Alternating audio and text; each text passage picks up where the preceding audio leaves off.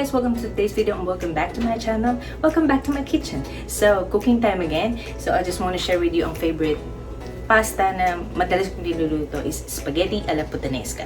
So, puttanesca means spicy siya. So, hindi ko alam ang history but this recipe been invented in the 20th century. Parang ganun.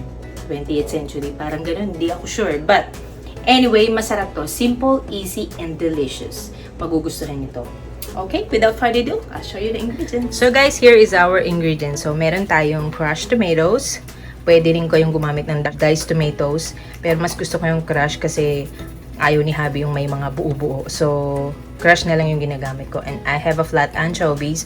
So, Asian tayo. So, no problem pagdating sa anchovy kasi parang ano yan, ano ba ito? Yung bagoong isda. Ganon. But, packed in oil. Hindi siya yung salted. In oil siya. So, I have crushed pepper flakes. Ayan yung pampaanghang natin. And I have minced garlic. Of course, the Kalamata olive. Ito you can get this in any supermarket. Available yan. So, hindi yan mahirap hanapin. So, usually, nasa bote siya. Ganyan. Parang regular olives and then the green. But usually, traditional ingredients is the Kalamata olives. And then I have fresh chopped parsley and a little of basil for our presentation later. And then of course I have our spaghetti. And then dahil pasta, gusto ko laging may garlic bread. So here I have a melted butter and dried parsley. Imimix ko yan together. At lalagyan ko ng garlic paste. So and then is-spread ko yan. I have here a bread. So, any kind of bread you want. But ito, parang Italian bread siya. Parang baguette bread, ganon. So, buo yan na isang haba. Kinat ko lang. And then, ilalagay natin siya sa oven later pag malapit na maluto yung ating puttanesca. So, for now, dyan muna siya. Ayan. And of course, don't forget your boiling water. I-prepare nyo na siya before anything else. And then, we're gonna put a little olive oil. And of course, a little bit of salt. Okay? So, okay, ang first thing, ito yung ating melted butter. Imimix lang natin siya with our dried parsley. So, ilalagay ko yan lahat. Ganun mix it. So, ganito ako mag-garlic bread, guys. And then, lalagyan ko siya ng garlic. Yan. And then, mix. Gusto ko yung matapang yung garlic. Yung kaya ko ipaglaban. Ganun. Okay. So, imimix lang natin siya. Mix well. Ayan. Then after that, i-spread na natin siya sa ating bread. So, ayan yung ating bread. Using brush, ginagawa ko, i-spread ko lang siyang ganyan. Okay lang kahit na lampas-lampas. Wala naman tong kailangang nasa gitna lang. Mas masarap yan kasi mas malasa. So, spread lang ganyan. Using the brush. Ayan. Diyos ko, masarap talaga ito nga. Masarap talaga ang pasta, guys, pag may garlic bread. Yun talaga ang partner. Ewan ko kung bakit. But usually, sa mga Italian restaurant, diba, pag umorder kayo ng spaghetti, any kind of pasta, they always serve bread. So, ganyan. Ayan. So, tatantsahin nyo na lang. Pwedeng gumamit din ng pandesal dito, no? Okay lang din. Pagdating naman sa tiyan nyo yan, pare-parehas lang din tinapay. Okay, so, we will set this aside and let's go and proceed. So, here, lalagyan na natin ng olive oil, ng ating kumukulong tubig. Lagyan ng konting salt. Pwede na nating ilagay ang ating pasta. Huwag nyo guys puputulin kasi yung iba kasi pinuputol Mas maganda yung ganyan lang. Ilalagay nyo lang siya. And make sure hindi nyo titipirin ng tubig. And then make sure na al dente ang pagkakaluto. Hindi sagi. Yung tamang-tama lang. Ganon. Okay. Simulan na natin. So, ito na yung ating pan. Mainit na. Maglalagay lang tayo dyan ng konting olive oil. Mga 1 tablespoon of olive oil or 2. Then, ilalagay natin yung ating garlic. Sarap karami yung bawang.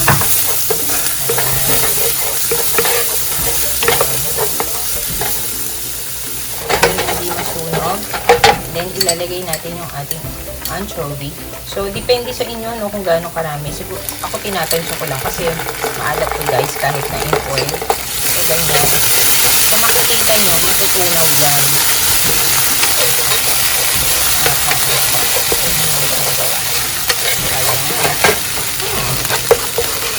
Kanina ng amoy yan. Bago ako. So, kahit hindi nyo siya gusto, magugustuhan mo siya. Lagay natin ang ating potato flakes. Ating konti lang yun. Parang 2 pinch. Ang ating olive.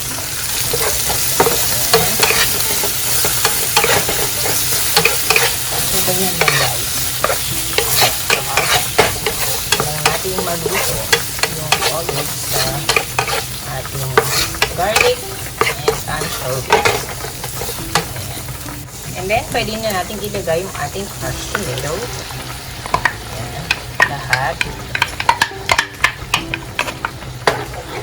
There.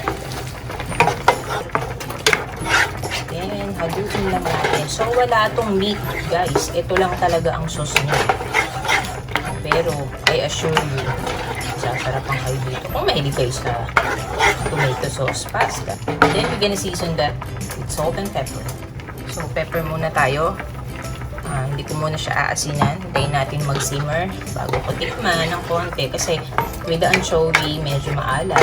Actually, traditionally, nilalagyan to ng capers. Kaya lang ayaw ni Habi ng capers. So, I skip na lang. Hindi ko nilagyan. Sa akin, okay lang. Kasi yung capers, medyo maasim siya. Maasim na maalat. Parang gano'n. So, gano'n ang lasa niya. Pero kung familiar kayo sa capers at gusto nyo, mas maganda kung lagyan nyo siya. So, yan lang natin. Masarap kasi tama-tama yung kick nung anghang niya.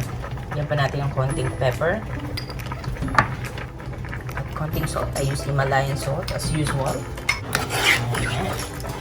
So, hintayin lang natin maluto yung ating pasta. At pag nag-simmer ito, ilalagay na natin yung ating spaghetti.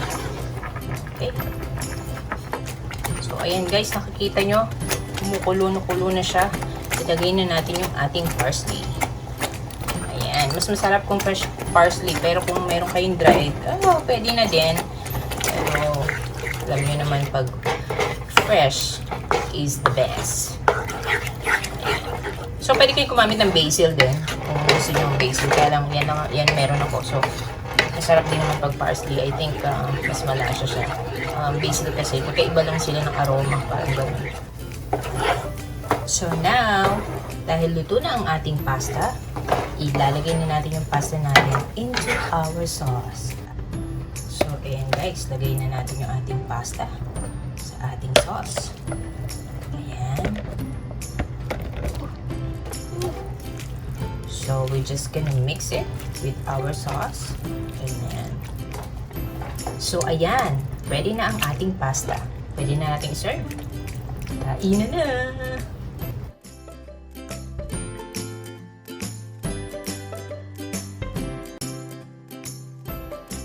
So, guys, ito na yung ating pasta PUTANESSCA. Ayan na din yung garlic bread. So, tikman na natin! So, ayan guys, tapos na naman ang ating pagluluto sa aking mini kusina. So, titikman na natin ang ating spaghetti alla PUTANESSCA. Ayan. So, ganun talaga yung pangalan niya, no? PUTANESSCA. Kahit i-search nyo. So, pasta PUTANESSCA talaga siya. So, ayan na. Ang ganda ng presentasyon. Lagyan ko lang siya ng basil. Pakeme. Okay. So, tikman na natin. So, itong bread, lagay ko lang siya sa oven for about 11 minutes. 375 degrees. So, depende yun sa oven nyo. Minsan kasi, kahit na 10 minutes lang, natutoast masyado. So, tingnan nyo rin at baka masunog, sayang naman. So, yan yung malutong siya. Ay, diba? May tunog. Okay. Hindi naman yun yung recipe ko, no? Additional lang. So, tikman na natin ang ating pasta. Guys, pag natikman nyo to, magugustuhan nyo to. Very easy recipe, simple, and delicious. Umuusok pa. Yan, may taga ako sa pasta.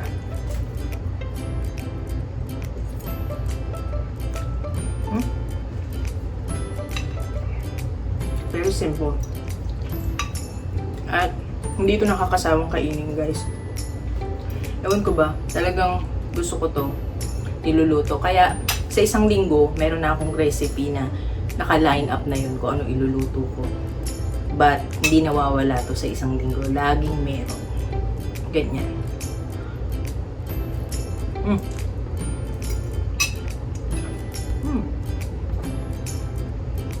Perfect combination. Garlic bread and pasta. Ang kapa. Okay. So guys, I hope you enjoy watching this video and you like this recipe that I made for today. Para sa inyong lahat, i-share ko lang dahil this is one of my favorite recipe. And if you do enjoy watching this video, please don't forget to give me a thumbs up. Please subscribe on my channel and don't forget to hit the notification bell so you get notified pag meron akong bagong upload na video. Hanggang sa muli, stay happy, stay healthy, and stay safe. Bye!